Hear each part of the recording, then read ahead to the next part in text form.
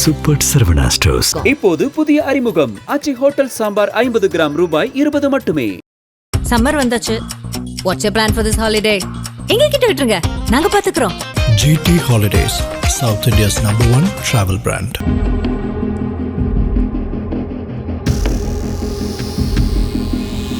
கடந்த பிப்ரவரி 28ஆம் தேதி முதல் அமெரிக்காவும் இஸ்ரேலும் இணைந்து ஆபரேஷன் எபிக் ஃபியூரி என்ற பெயரில் ஈரானுக்கு எதிரான மிகப்பெரிய வான்வழி தாக்குதல் நடவடிக்கையை தொடங்கியுள்ளன.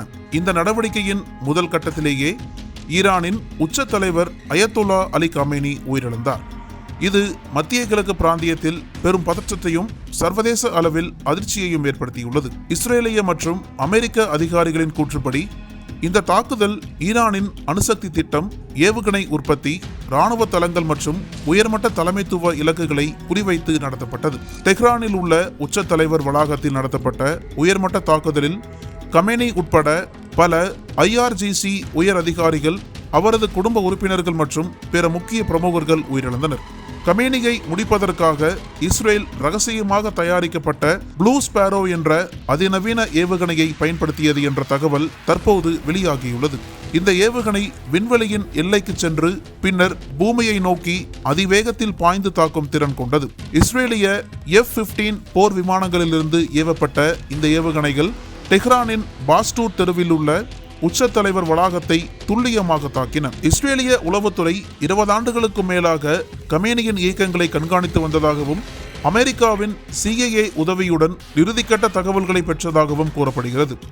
தாக்குதலுக்கு முன் இஸ்ரேலிய தளபதிகள் விடுமுறை செல்வது போன்ற புகைப்படங்களை வெளியிட்டு ஈரானை ஏமாற்றியதாகவும் சனிக்கிழமை அதிகாலை திடீரென தாக்குதலை தொடங்கியதாகவும் இஸ்ரேலிய பாதுகாப்பு படை வட்டாரங்கள் தெரிவித்துள்ளன. அமெரிக்கா தனது நவீன டமஹாக் ஏவுகணைகள் உள்ளிட்ட ஆயுதங்களை முதல் முறையாக பயன்படுத்தி ஈரானின் அணுசக்தி தளங்கள், ஏவுகணை உற்பத்தி ஆலைகள், கடற்படை தளங்கள் ஆகியவற்றை அளித்துள்ளது.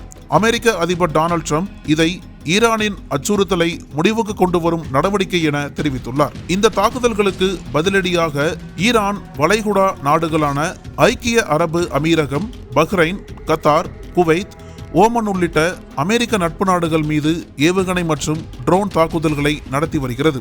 இதில் ட்ரோன் மற்றும் ஏவுகணைகள் மூலம் எண்ணெய் சுத்திகரிப்பு நிலையங்கள், துறைமுகங்கள், விமான நிலையங்கள் குறிவைக்கப்பட்டுள்ளன.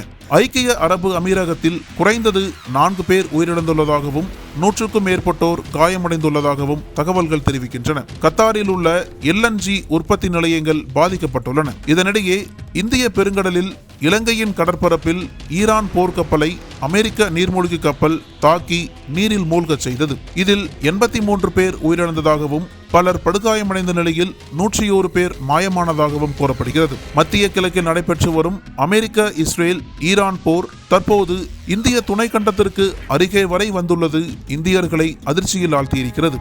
இந்த போரால் உலக அளவில் எண்ணெய் விலை உயர்வு, பொருளாதார பாதிப்பு உள்ளிட்டவைகள் ஏற்பட்டு வருகின்றன. அனல் பறக்கும் செய்திகளை அப்டேட் செய்து கொள்ள நக்கீரன் களத்தை இப்பவே சப்ஸ்கிரைப் பண்ணுங்க.